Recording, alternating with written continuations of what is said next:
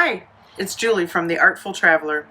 This is part 2 of our Santa Fe flowers, and I'm going to paint with alcohol inks multiple flowers with some really beautiful stems and show you a few different techniques. So I hope you enjoy. Let's get started. Here are some other macro flowers I've done in the past. But today we're going to work on a field of flowers, multiple blooms and stems. So let's get started. We're going to start our painting with the stems and grasses in 4 green inks: lettuce, bottle, citrus, and oregano. Holding the paper at an angle, I'm going to drip stripes of ink and let them free flow together. Using a medium brush, I'm going to add some strokes to help emulate the stems. Here I see an even pattern of light areas and dark stripes, and because nature is seldom even, I'm going to use my brush to disrupt this.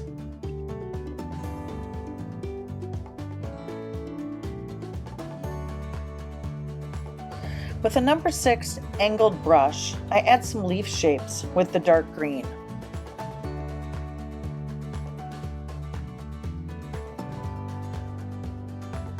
Now I recommend flipping the paper around before we start our blooms. Using a red and yellow ink, I first put quite a few drops of red, then yellow inside of that, get my straw, and blow very hard. You can see it creates a large burst, and as the burst starts to recede, it creates a natural center of the flower.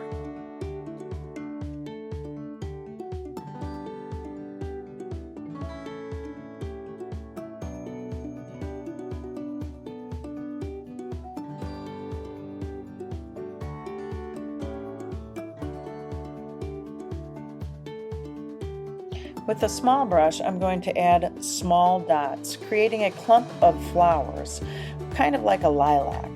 I'm going to vary the color from pink to purple to help form more of a three-dimensional shape.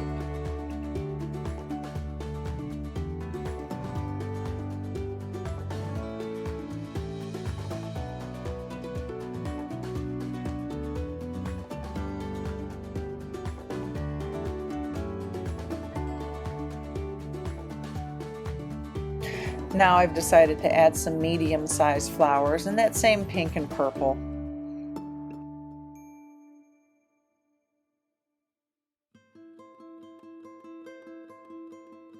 I really encourage you to just kind of go with the flow, add flowers where you want. We're not doing it from a still life, it's just more from your imagination. That's part of the joy.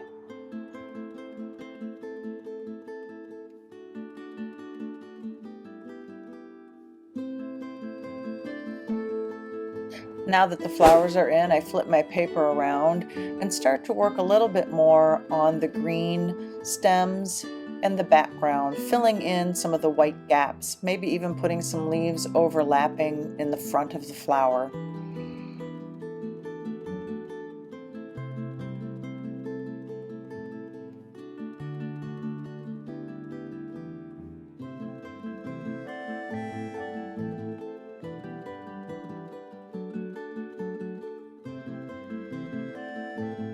This area seemed to get a little dark, so again I put a little alcohol on a Q-tip and wiped out some of that ink to lighten that area. Now it's time to get the Copic markers and add some more detail. It's always nice to have the control of the marker. You can put some nice fine lines in.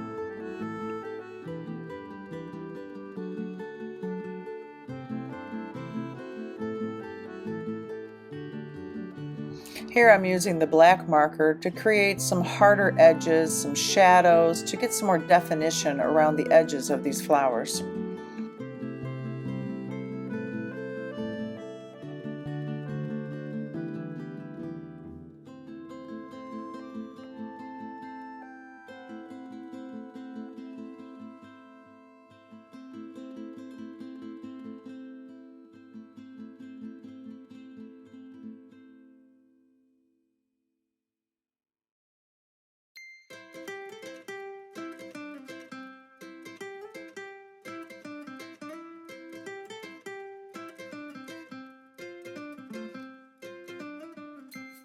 I'm pretty happy with all of the alcohol ink of this painting. So now I get the Posca pen. Remember, you do have to shake those.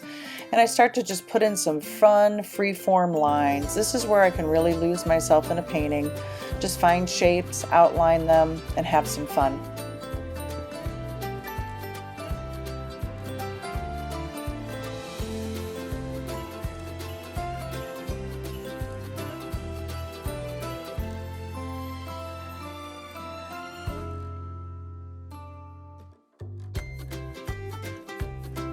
Now it's time for the final touches, just bringing in a few highlights and kind of looking at the overall painting. I think we're pretty much done. Here's our finished painting. Remember to join me next week as we get inspired when we're in Austin and San Antonio, Texas. Also, subscribe and like and leave comments. I'd love to hear from you. See you next time.